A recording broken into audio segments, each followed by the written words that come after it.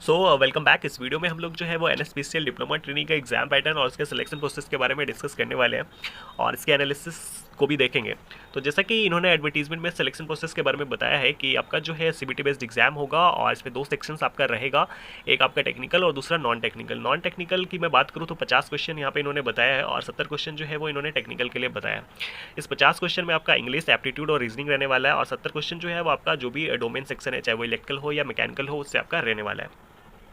Negative के बारे में इन्होंने क्लियरली बताया है वो कि 0.25 यानी कि 1/4 जो है वो आपका नेगेटिव रहने वाला है। यहाँ पे इन्होंने क्वालिफाइंग मार्क्स के बारे में बताया जो कि 40% इन्होंने बताया यूआर के लिए और ईडब्ल्यूएस के लिए और 30% जो है इन्होंने बताया एससी, एसटी, ओबीसी और पीडब्ल्यूडी कैंडिडेट्स के बारे में इन्होंने बताया। हालांकि ये जो है वो कट ऑफ मार्क्स नहीं होता, कट ऑफ जो है वो मैक्सिमम जाता है, जैसा कि आप लोगों को पता होगा पहले से।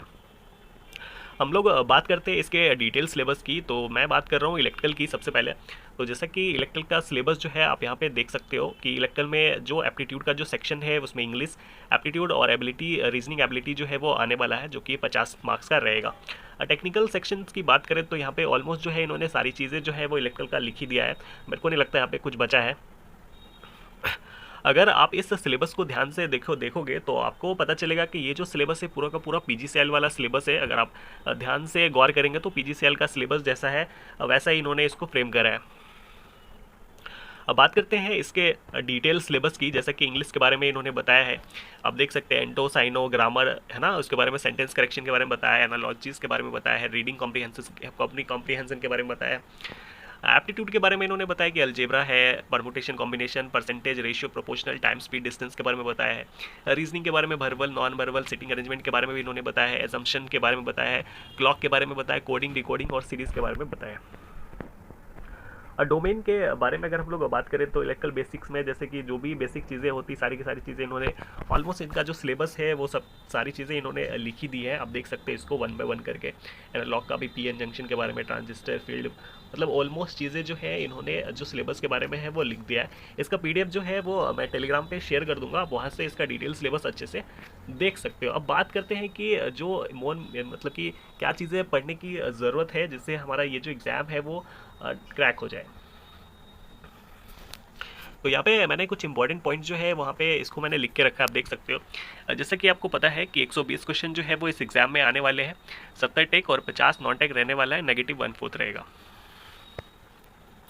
अब इस एग्ज़ाम के लिए आपको करना क्या है? इस एग्ज़ाम के लिए करना है कि आर के राजपूत की जो भी किताब है उसको जो है, उसका जो ऑब्जेक्टिव वाली जो बुक है उसको एक बार जो है वो उसको रिवीजन कर लेना है और रिसेंट एग्जाम के पेपर्स जो है वो उसको आपको दे के जाना है। जैसे कि एनबीसीसी, आईओसीएल, पीजीसीएल और एसएससी जेई के जो क्वेश्चंस है उसको आपको एक बार जो थ्रूली जो है उसको पढ़ के जाना है। मैंने पहले ही बताया कि इसका जो सिलेबस है वो मोस्टली पीजीसीएल के जैसा है, तो आपको पीजीसीएल का पीवाईक्यू तो मस्ट है, उसको करके ही जाना है आपको। अब बात रही कि नॉन टेक सेक्शन कहाँ से करें, तो नॉन टेक सेक्शन की जैसा कि एनटीपीसी का एग्जाम हुआ है अभी रिसेंट में 2024 में, चाहे वो सोलापुर का एग्जाम हुआ या और भी जो एग्जाम है उसका जो पेपर है वो मैं नोटिफिकेशन पीवाईक्यू में डाल दूंगा। आप वहाँ से जाके उस पीडीएफ को डाउनलोड कर सकते हैं और वहाँ से क्वेश्चन जो है वो सॉल्व कर सकते हैं। नॉन टेक बहुत ज़्यादा टफ नहीं आया था, बहुत ईजी था, वन लाइनर था, आप आसानी से सॉल्व कर सकते हैं। तो इतनी चीज़ें जो है वो आपको करके जानी है, बहुत ज़्यादा एक्स्ट्रा पढ़ के नहीं जाना है। थोड़ा बहुत जो है यहाँ पे इन्होंने माइक्रो प्रोसेसर के बारे में जैसे कि इन्होंने लिख के रखा है, तो उसके लिए जो है अभी आईओसीएल का पेपर जो भी रिसेंट में हुआ है उसके क्वेश्चंस को आपको देख के जाना है। थोड़े बहुत जो है वो आपको रिन्यूएबल एनर्जी सोर्सेज के बारे में भी पढ़ के जाना है, क्योंकि एनटीपीसी है तो रिन्यूएबल एनर्जी सोर्सेज के बारे में भी क्वेश्चन जो है वो आ सकते हैं, तो आपको उसका भी ध्यान में रखना है। कुछ फार्मूलाज हैं रिन्यूएबल वाले, विंड वाले में, तो उसको देख के जाना है। बाकी ये जो चार मैंने जो सेट बताया, एनबीसीसी, आईओसीएल, पीजीसीएल और एसएससी जेईई, तो इनको जो है वो अच्छे से थ्रूली आपको करके जाना है। इतनी चीज़ें अगर आप सही से कर लेते हैं तो मेरे को लगता है ये एग्ज़ाम आपका डेफिनेटली क्लियर हो जाएगा।